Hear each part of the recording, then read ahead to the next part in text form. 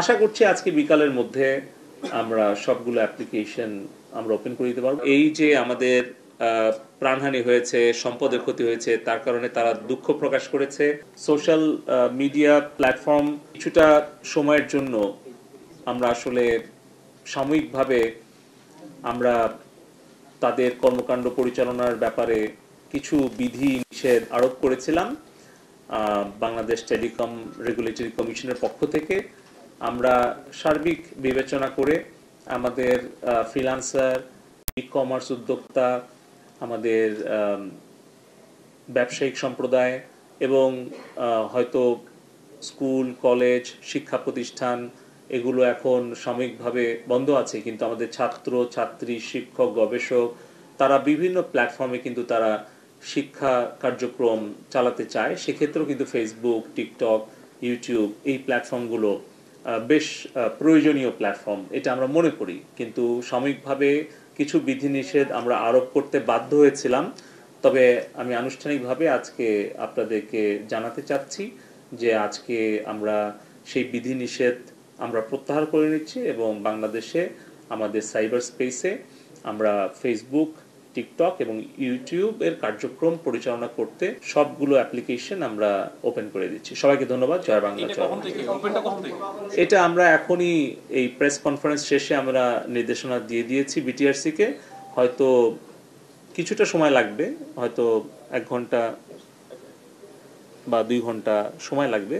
আশা করছি আজকে বিকালের মধ্যে আমরা সবগুলো অ্যাপ্লিকেশন আমরা ওপেন করে দিতে পারবো। আমরা দেখছি যে এগুলো বিধিনিষেধ আরোপের ফলে ভিপিএন অ্যাপ্লিকেশনগুলো ব্যবহার করে অনেক ব্যান্ডউইথ ট্রাফিক দেশের বাইরে চলে যাচ্ছে এবং সেটা একটা নিরাপত্তার জন্য ঝুঁকি, অপরদিকে আর্থিকভাবেও ক্ষতি।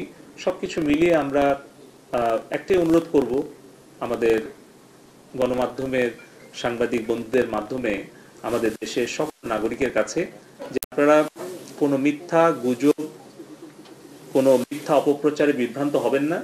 আপনারা দয়া করে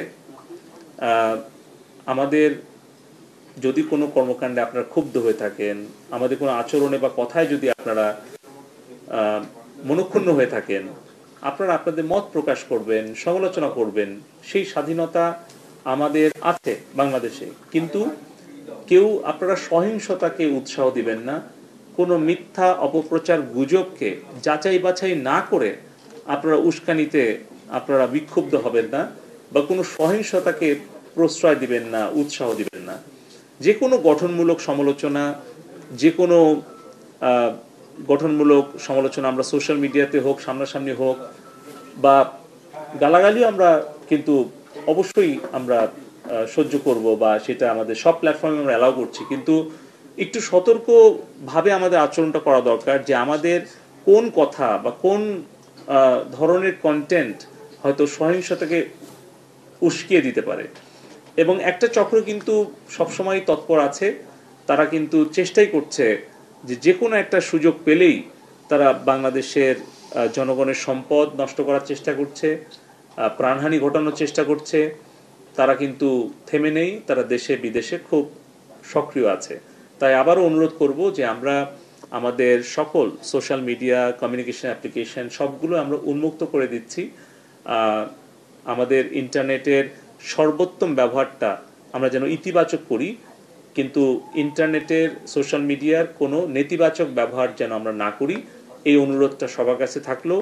সত্য মিথ্যা যাচাই আগে, ইন্টারনেটে শেয়ার পরে।